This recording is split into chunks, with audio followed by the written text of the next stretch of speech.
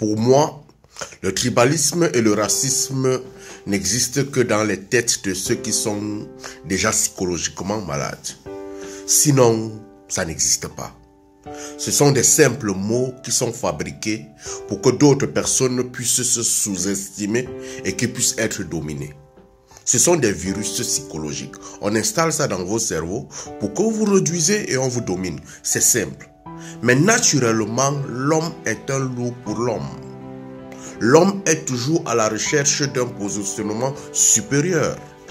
Ça ne se passe pas seulement entre groupes ethniques, ça ne se passe pas seulement entre races, ça se passe dans nos familles.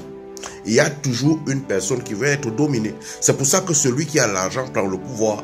C'est pour ça que les aînés prennent le pouvoir. C'est pour ça qu'on essaye de voir dans les familles des droits d'aînesse. Sinon, c'est un combat perpétuel pour un homme de pouvoir rendre les autres agneaux et que lui soit un loup pour qu'il puisse les consommer. Posez-vous la question, comment est-ce que les albinos font dans les sociétés? Ils sont les personnes les plus marginalisées. Ils sont les personnes les plus rejetées. Mais comment ils font pour pouvoir s'intégrer? Parce que lorsqu'ils arrivent chez les blancs, on va dire que ce sont des blancs albinos. Lorsqu'ils arrivent chez les noirs, on va même dire qu'il faut faire les médicaments avec eux parce qu'ils ne sont pas considérés comme humains. Mais comment on fait pour pouvoir les accepter? Comment ils font pour pouvoir s'intégrer au milieu des autres sociétés? Il y a une chose qu'ils installent dans leur cerveau: nous sommes humains comme eux. Nous sommes de même nature, nous avons des mêmes cerveaux, nous avons tout, à la seule différence de notre peau. Lorsque tu as déjà cette confiance parfaite en toi, le tribalisme et le racisme n'existent plus. Lorsque tu quittes de chez toi pour aller vers un autre peuple, psychologiquement tu devrais t'apprêter que il sera difficile pour moi de m'intégrer et d'être accepté dans ce peuple-là.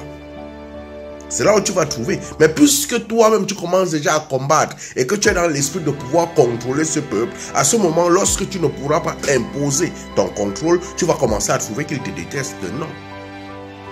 Comprends que j'arrive dans ce peuple, je serai assujetti. Lorsque tu acceptes déjà l'assujettissement et que tu cherches juste à trouver ta position et ta place dans ce peuple, ça ne va plus te déranger. C'est ça le problème des gens qui quittent. Par exemple, on va dire aujourd'hui que le Bamileke quartier est parti chez les Bassa, ou sinon il est parti acheter le terrain chez le Douala. Lorsque tu arrives chez un Douala, tu achètes le terrain, tu es en train d'imposer une certaine domination et une conquête de territoire. Tu as acheté le terrain chez lui. Et lui n'évolue pas, toi tu évolues. Tu es venu avec une méthode économique qui te permet d'évoluer. Pourquoi tu voudrais qu'il t'aime?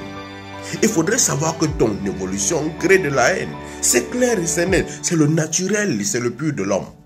Alors ce virus, enlevez ça de vos cerveaux. Ça n'existe pas, racisme et tribalisme, non.